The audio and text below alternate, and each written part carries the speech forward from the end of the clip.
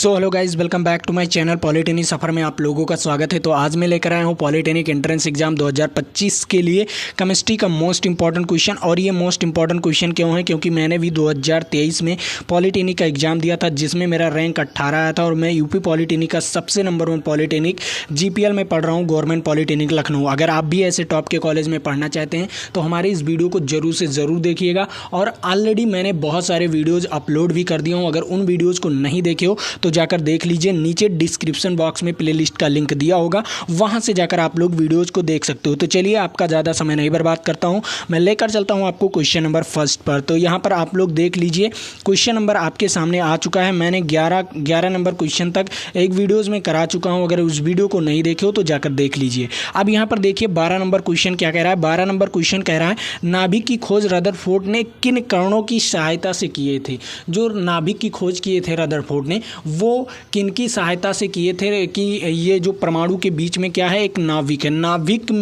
नाभिक किस चीज़ से खोज किए थे? तो मैं आप लोगों को बता दूं, पहला नंबर उन्होंने एक सोने की पन्नी लिए थे। क्या लिए थे? सोने की पन्नी लिए थे, जिसमें अल्फा कणों का लगभग 1000 से ज़्यादा, 1200 से ज़्यादा उनकी जो किरणें थी, किरणों को उसमें क्या किए थे? आपतित किए थे, उस पर क्या किए थे? परिवर्तित किए थे। तो कुछ किरणें तो निकल गई थी, कुछ किरणें तो सीधे निकल गई थी और कुछ वापस लौट आई थी। तो उन्होंने बताया कि बीच में ऐसा कुछ है जो इस किरणों को रोक रही है। ठीक है, इस किरणों को क्या कर रही है? रोक रही है। तो वो क्या है?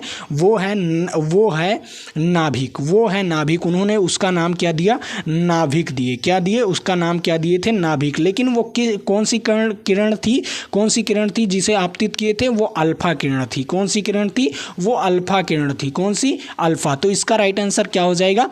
इसका राइट आंसर हो जाएगा अल्फा किरणों की सहायता से रदरफोर्ड ने क्या किया था? नाभिक की खोज किए थे। अब बताओ, अल्फा किरण किसके बनी होती है? जो अल्फा कण होते हैं वो किस चीज़ की बनी होती है?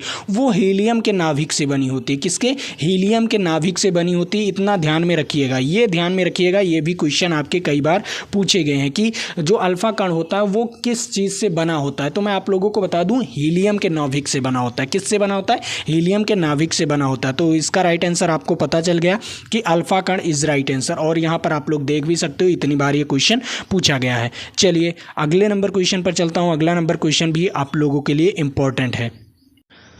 तो यहाँ पर 13 नंबर क्वेश्चन क्या कह रहा है? 13 नंबर क्वेश्चन है बहुत मोस्ट इंपॉर्टेंट क्वेश्चन। कह रहा है, परमाणु संख्या 17 क्या है? उसका परमाणु संख्या दिया गया है और द्रव्यमान संख्या 35 दिया गया है।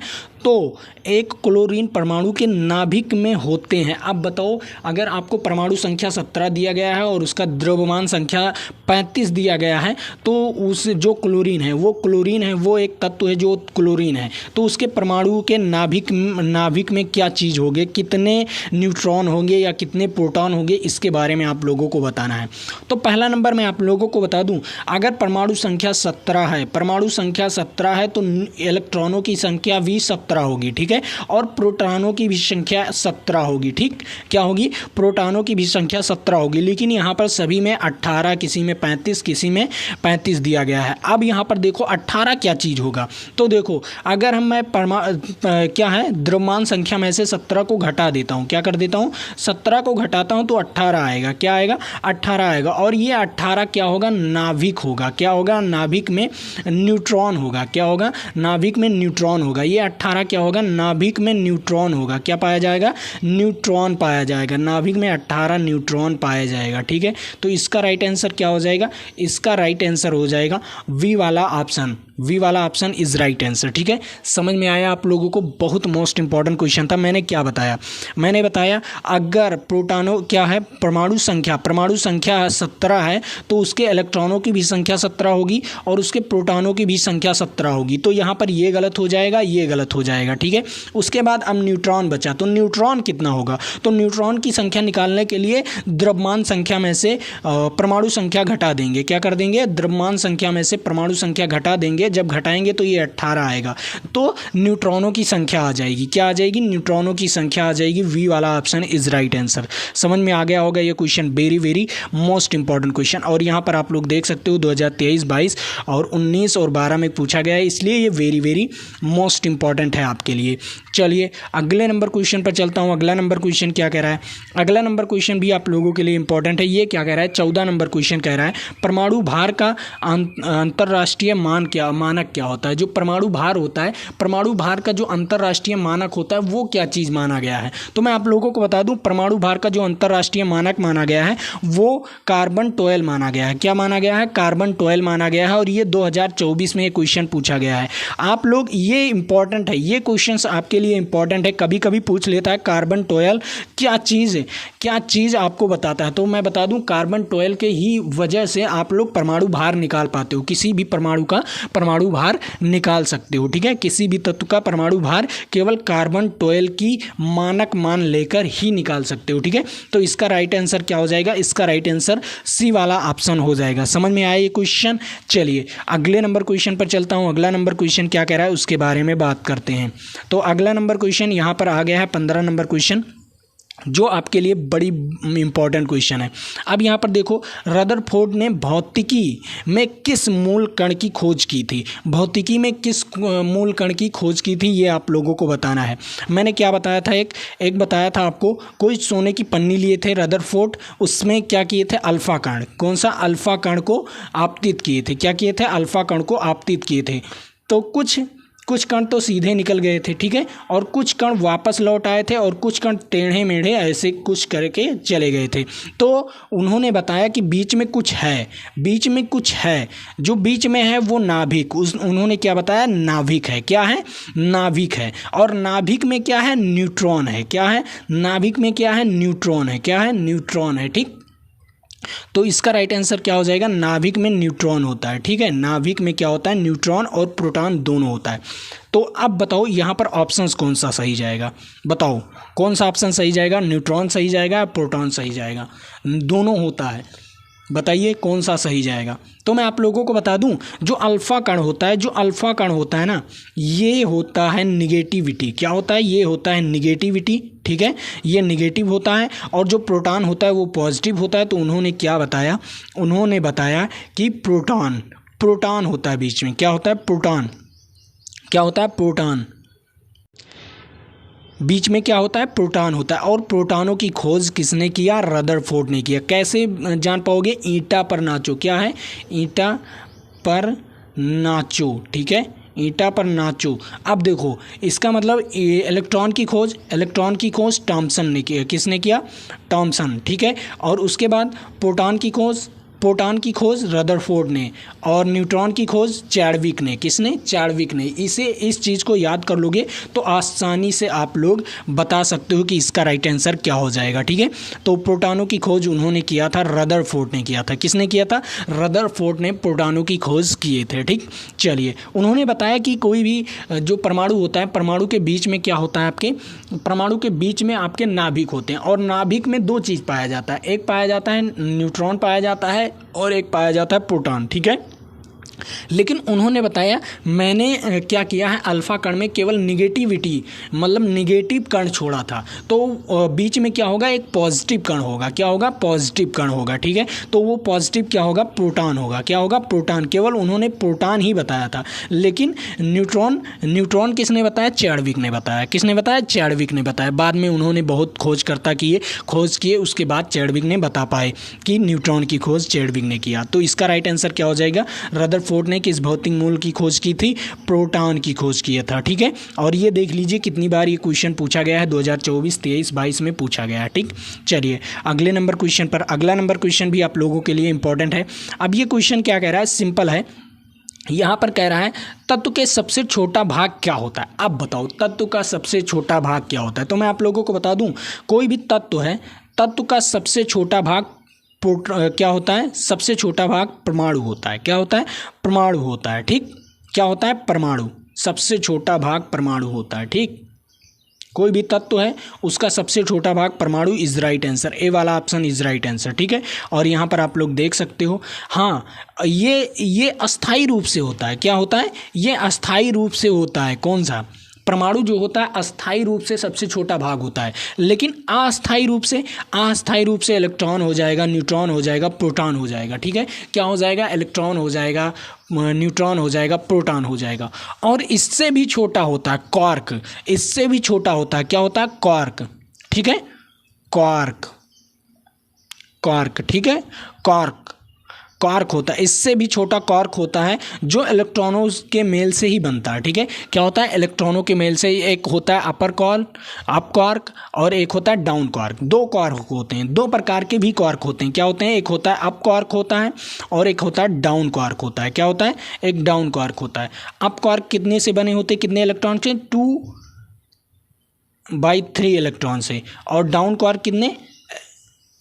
इलेक्ट्रॉन बाई 3, ठीक है। इलेक्ट्रॉन बाई 3 के बने होते हैं, ठीक है। ये चीज़ ध्यान में रखिएगा। आप क्वार्क सबसे छोटा तो क्वार्क होता है, लेकिन ये अस्थाई होता है। क्या होता है? ये अस्थाई होता है। और अस्थाई रूप से आपको पूछेगा तो हमेशा परमाणु दिया होगा, ठीक है। क्या दिया होगा? परमाणु। इतनी चीज़ें आपको समझ में आ गई होगी, वेरी इंपॉर्टेंट थे, ठीक है। चलिए, क्वार्क वगैरह समझ में आ गया होगा, लेकिन अस्थाई रूप से आप लोग परमाणु बताइएगा, ठीक है। समझ में आ गया? उसके बाद अस्थाई पूछ लेगा तो इसमें में से कोई एक दिया होगा, ठीक। चलिए अगले नंबर क्वेश्चन पर चलता हूँ।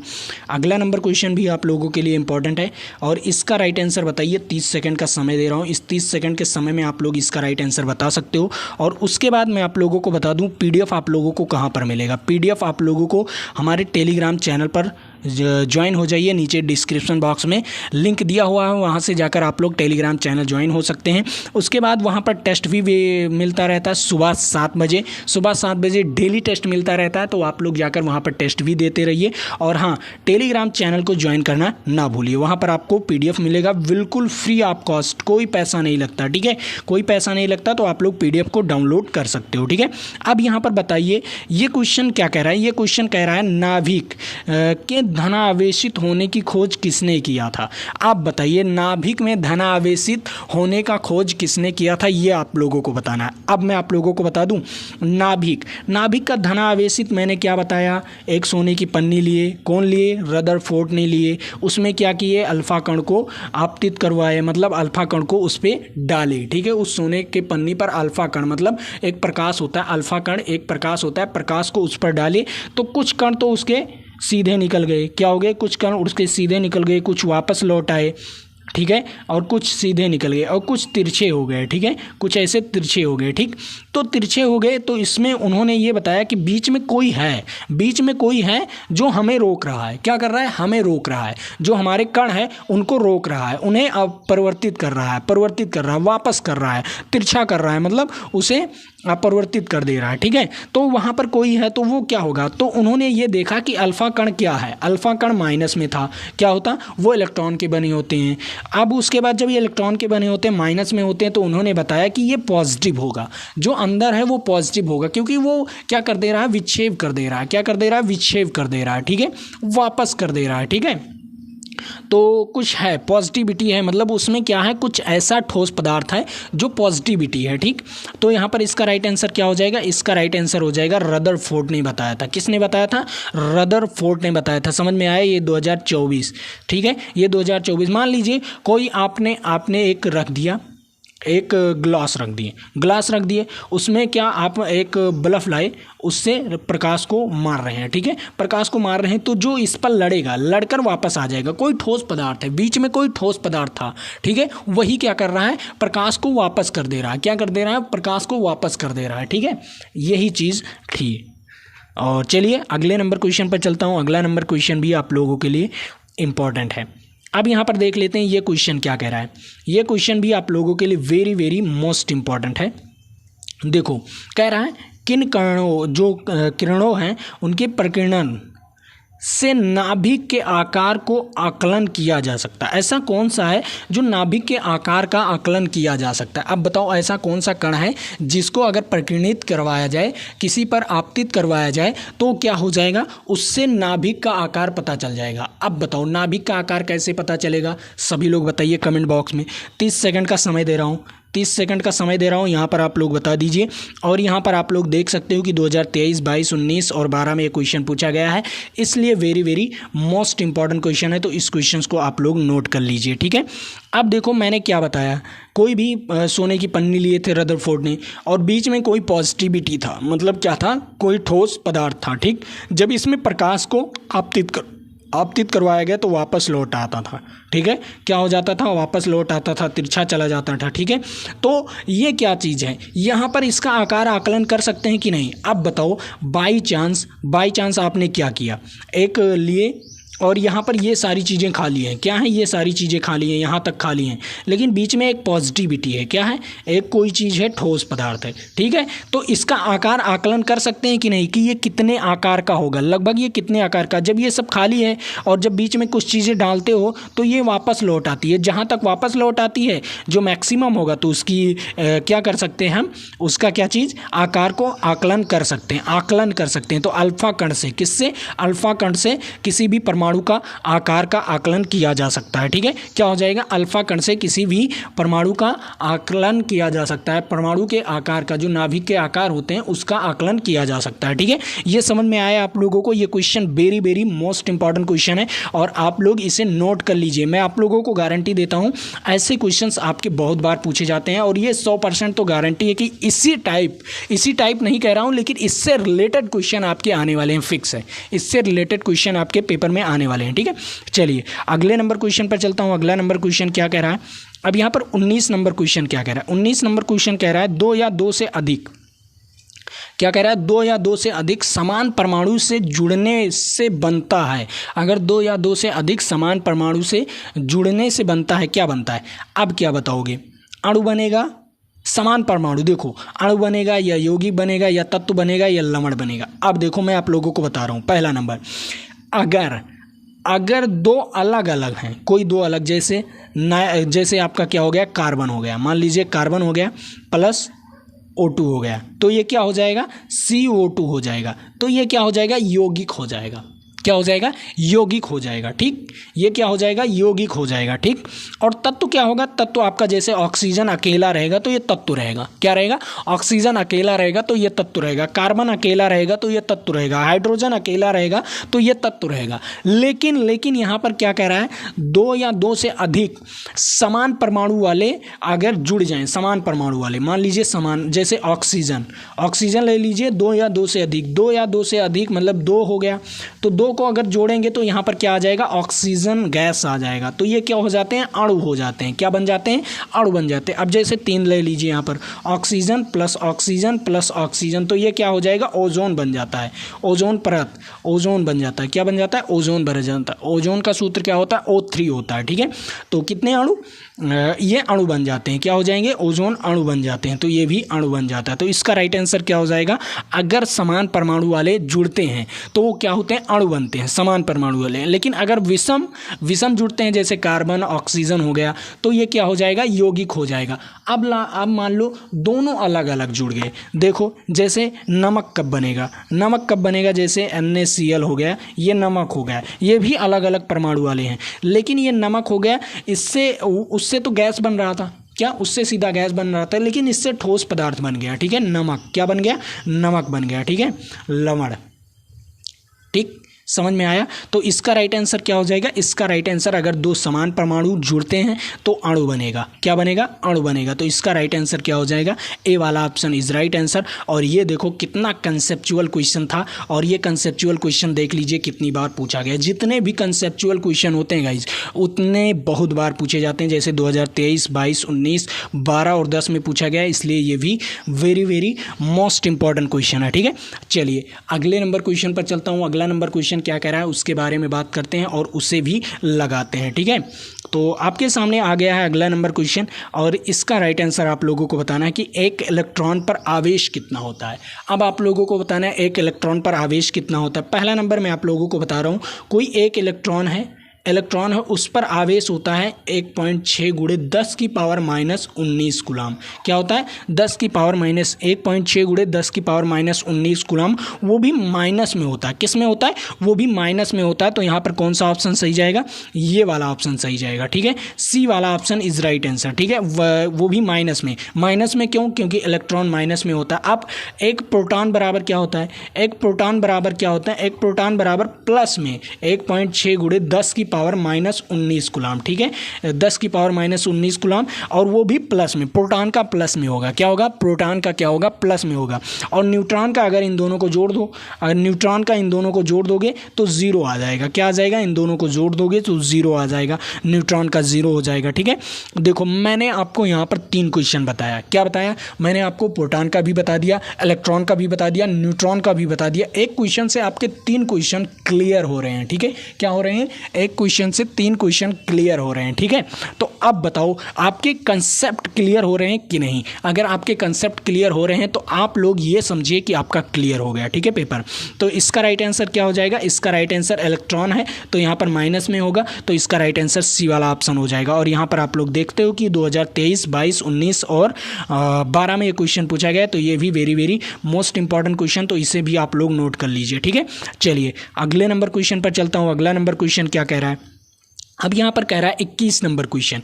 21 नंबर क्वेश्चन कह रहा है अल्फा कण है। अब मैंने क्या बताया? ऊपर ही क्वेश्चन में बताया था, जो क्वेश्चन मैंने ऊपर करवाया था उसी में बता दिया था कि अल्फा कण किससे बने होते हैं। मैंने कहा था ना, लेकिन अब यहाँ पर देख लो कितने मोस्ट इंपॉर्टेंट है। अल्फा कण किससे बने होते हैं, कितनी बार पूछा गया है। देखो 2023, 22, 19, 12 और 10 में पूछा गया है, तो ये भी वेरी वेरी मोस्ट इंपॉर्टेंट है। अब बताओ अल्फा कण किसके बने होते हैं?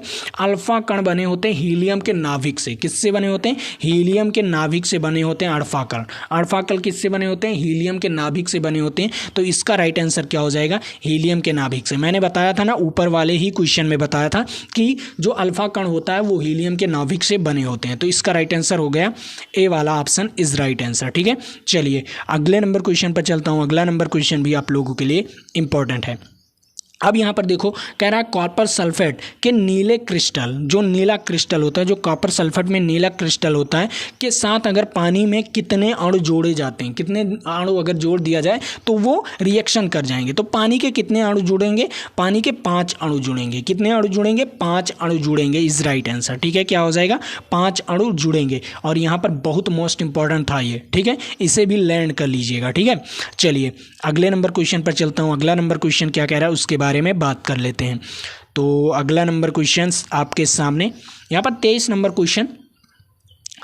क्वेश्चन कह रहा है छोटे से छोटे कण जो रासायनिक क्रिया में भाग लेते हैं। छोटे से छोटे कण जो रासायनिक क्रिया में भाग लेते हैं। पहला नंबर, रासायनिक क्रिया में क्या क्या चीज़ भाग लेता है ये आप लोगों को बताना है। तो मैं आपको बता दूं, परमाणु भाग लेता है। क्या भाग लेता है? परमाणु भाग लेता है। ठीक है, सबसे छोटा परमाणु ही भाग लेता है, ना कि प्रोटॉन भी नहीं भाग लेता, न्यूट्रॉन भी नहीं भागता। तो आपका क्या भागता है? केवल परमाणु भागता है। अणु तो भागता है लेकिन ये बड़ा कण हो जाता है। क्या होता है? परमाणुओं से मिलकर अणु बनता है। क्या होता है? परमाणु से मिलकर क्या बनता है? अणु बनता है। तो ये बड़ा कण हो जाता है। तो आपके सबसे छोटे से छोटे कण जो रासायनिक क्रिया में भाग लेते हैं वो परमाणु जैसे तत्व, आपके ऑक्सीजन भाग लेंगे। ठीक है, ऑक्सीजन भाग सकता है। तो इसका राइट आंसर क्या हो जाएगा? इसका राइट आंसर डी वाला ऑप्शन इज राइट आंसर। और यहाँ पर आप लोग देख सकते हो कि ये 2023-22 में पूछा गया है, इसलिए very very most important question है। तो इसका राइट आंसर आप लोग बहुत आसानी से बता सकते थे। ठीक है, चलिए अगला नंबर क्वेश्चन। अब ये क्या कह रहा है? 24 नंबर क्वेश्चन। 24 नंबर क्वेश्चन कुछ नहीं कह रहा है, कह रहा है निम्न में से किसका उपयोग विस्फोटक के रूप में किया जाता है। अब बताइए, निम्नलिखित में से किसका प्रयोग विस्फोटक के रूप में किया जाता है। तो मैं आप लोगों को बता दूं, जो विस्फोटक के रूप में किया जाता है वो तो आपका ग्रेफाइट होगा नहीं, क्योंकि आपने पेंसिल में ग्रेफाइट लगा होता है। क्या होता है? पेंसिल में ग्रेफाइट लगा होता है। अगर ये विस्फोट होता तो आप लोगों का हाथ जल जाता। ठीक है, लेकिन ये विस्फोट नहीं होता। आपने पेंसिल पर लिखा है ना, कॉपी पर, तो वो विस्फोट नहीं होता। ठीक है, तो ये आपका विस्फोटक नहीं है। ठीक है, तो इसका क्या हो जाएगा? ये विस्फोटक नहीं है। अब बताइए, मर्क्यूरी ऑक्साइड, जो मरकरी जो होता है ये भी विस्फोटक नहीं होता। क्या होता है? ये भी विस्फोटक नहीं होता। फास्फोरस, क्लोराइड क्या होता है, फास्फोरस ट्राइक्लोराइड, ये भी विस्फोटक नहीं होता। क्या होता है, ये भी विस्फोटक नहीं होता। अब बचता क्या है आपका, बचता आपका नाइट्रोग्लिसरीन। क्या बचता है, नाइट्रोग्लिसरीन इज राइट आंसर। इसका क्या हो जाएगा, ये विस्फोटक के रूप में कार्य होता है, ये परमाणु बम में प्रयोग किया जाता है। फिर नाइट्रोग्लिसरीन क्या होता है, ये परमाणु बम में प्रयोग किया जाता है, सभी बम्बों में इसका प्रयोग किया जाता है। क्या होता है, इसका प्रयोग सभी बम्बों में किया जाता है, जो बम वगैरह होता है ना, बम, ठीक है, बॉम्ब वगैरह में इसका प्रयोग किया जाता है। ठीक, तो इसका राइट आंसर क्या हो जाएगा, इसका राइट आंसर ए वाला ऑप्शन। और देख लीजिए 2024, 22, 19 और 12 में पूछा गया है। Very very most important question, और ये रहा आपके लिए मोस्ट इंपॉर्टेंट क्वेश्चन, तो इस क्वेश्चन को आप लोग नोट कर सकते हो। ठीक है, अब ये रहा लास्ट क्वेश्चन, और लास्ट क्वेश्चन का आंसर आप लोग बताइए। 30 सेकेंड का समय दे रहा हूँ, इस 30 सेकेंड के समय में आप लोग इसका राइट आंसर बता सकते हैं। और मैं आप लोगों को बता दूँ, अगर इसका PDF डाउनलोड करना चाहते हैं तो हमारे टेलीग्राम चैनल को ज्वाइन कर लीजिए। नीचे डिस्क्रिप्शन बॉक्स में लिंक दिया हुआ है, वहां से जाकर आप लोग टेलीग्राम चैनल को ज्वाइन कर सकते हो। और वहां पर टेस्ट भी आपको फ्री में मिलता है, तो आप लोग जाकर डेली टेस्ट दीजिए सुबह 7 बजे, डेली टेस्ट दीजिए सुबह 7 बजे, ज्वाइन हो जाया करिए और वहां पर टेस्ट दिया करिए। अब देखो यहाँ पर क्वेश्चन क्या कह रहा है, क्वेश्चन कह रहा है वह तत्व जिसका परमाणु क्रमांक और परमाणु भार समान होता है। अब बताओ परमाणु क्रमांक और परमाणु भार किसका समान होगा। ऑक्सीजन का तो होगा नहीं, क्योंकि ऑक्सीजन का परमाणु क्रमांक 8 होता है और भार होता है 16। लिथियम का क्या होता है, हाइड्रोजन हीलियम लिथियम, क्या होता है, हाइड्रोजन हीलियम लिथियम, मतलब उसका परमाणु क्रमांक 3 होता है और क्या हो जाएगा, इसका परमाणु भार 7 हो जाएगा। क्लोरीन का 17 होता है और इसका परमाणु भार होता है 35.5। ठीक है, उसके बाद हाइड्रोजन का क्या होता है, परमाणु क्रमांक 1 होता है, परमाणु भार भी 1 होता है, तो इसका समान होगा। क्या होगा, हाइड्रोजन का क्या होगा, समान होगा, तो इसका राइट आंसर क्या हो जाएगा, डी इज राइट आंसर। तो very very most important question. तो आज के लिए इतना ही रखते हैं, फिर मिलेंगे आपके साथ अगले वीडियो में। तो आप लोग वीडियो को जरूर से ज़रूर लाइक कीजिए और हाँ, चैनल को सब्सक्राइब करना ना भूलिए। जय हिंद, जय भारत।